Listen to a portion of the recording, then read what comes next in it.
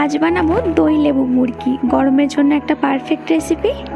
কড়াতে তেল দিয়ে নিলাম, তেলে শুধুমাত্র জিরে আর দুটো লেবু পাতা আমি ফোড়ন দিয়ে নিলাম। এইবারে চিকেনটা আমি কড়াতে দিয়ে দিলাম। চিকেনটা একটু ভাজা হয়ে আসলে পরে আমি এর মধ্যে কুচিয়ে রাখা পেঁয়াজটাও দিয়ে দিলাম। 2 চামচ মতো আদা রসুন বাটা দিয়ে ভালো করে চিকেনটা আমি এদিকে কষিয়ে নিচ্ছি।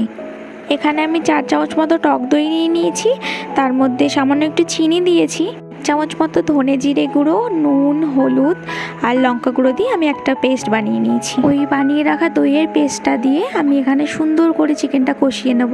তেল ছেড়ে আসলে পরে আমি চিকেনটা সেদ্ধ হওয়ার জন্য জল দিয়ে দেবো পরিমাণ মতো। সকালে এরকম পাতলা ঝোল কিন্তু পেট মন দুটোই ঠান্ডা করে। দুটো চেরা কাঁচা লঙ্কা সঙ্গে কিছুটা গন্ধরাজ লেবুর পাতা আমি এখানে ক্রাশ করে দিয়ে দিলাম।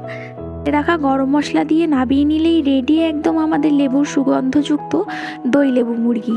আমার ভিডিওটি ভালো লাগলে অবশ্যই আমার চ্যানেলটি লাইক, শেয়ার, সাবস্ক্রাইব করবেন। Bye bye.